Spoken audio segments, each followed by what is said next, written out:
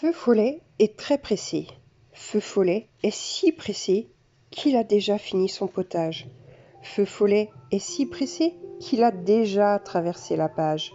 Feu Follet est si pressé qu'il ne voit pas ce que ses pattes ont écrasé. Feu Follet est si pressé qu'il n'entend pas son ami appeler. Feu Follet est si pressé qu'il ne voit pas les nuages s'amonceler, ni la nuit arriver. Et tout à coup, dans l'obscurité, Feu Follet ne sait plus où il est. La pluie se met à tomber. Alors Feu Follet est bien obligé de s'arrêter. Il sent la faim gigoter dans son ventre. Ses doigts de pied sont fatigués, sa poitrine tout essoufflée, son poil tout ébouriffé et son museau tout mouillé. Alors Feu Follet est bien obligé de se reposer. Il s'engouffre dans un trou sous un rocher. C'est un terrier avec un peu de paille, bien sèche comme il a à la maison. Feu Follet s'y installe et, comme il n'y a rien d'autre à faire, il regarde la pluie tomber. Tout à coup, quelque chose roule jusqu'à l'entrée du terrier.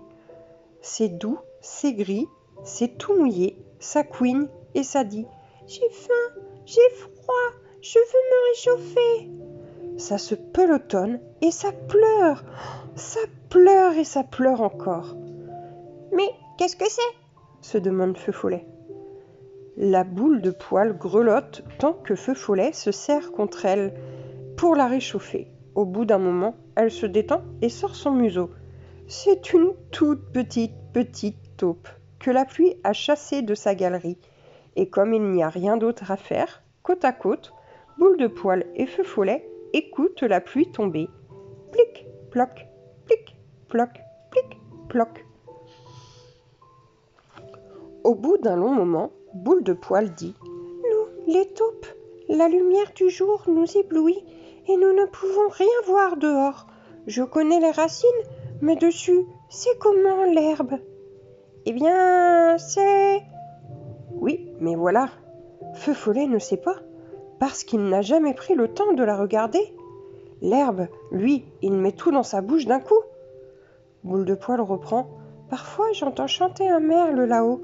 C'est comment un merle ?»« Eh bien, un merle, c'est... » Oui, mais voilà, Feu Follet ne sait pas non plus, parce qu'il ne l'a jamais vraiment regardé, le merle.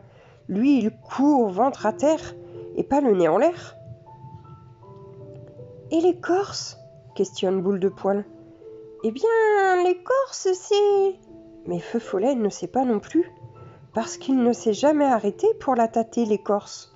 Lui, il fonce à travers les rideaux d'arbres. « Mais alors, il n'y a rien sur terre ?» s'inquiète Boule de Poil. Et là, voilà qui se désole et se met à pleurer.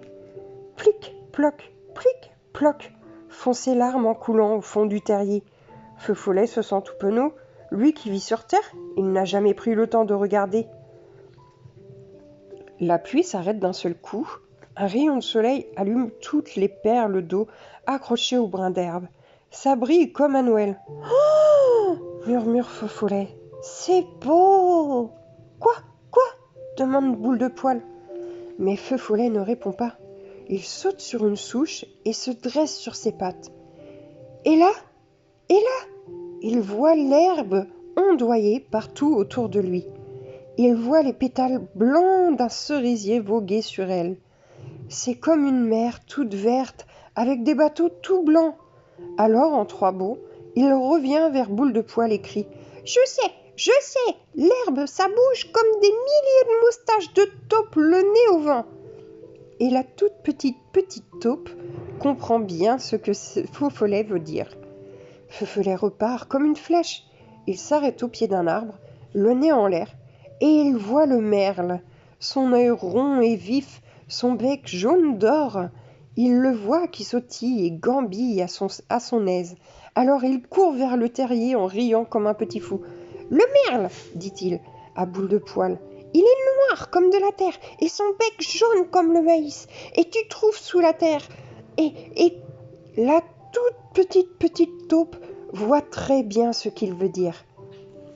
Cette fois, Feu Follet va jusqu'aux grands arbres et il s'arrête, tend la patte vers un chêne. Ça gratte Il renifle la résine d'un pin, ça picote. Puis il frotte contre un marronnier son dos. C'est si bon, c'est chaud. Ça lui donne envie de se blottir là entre les racines, de regarder les brindilles, les fourmis et les escargots.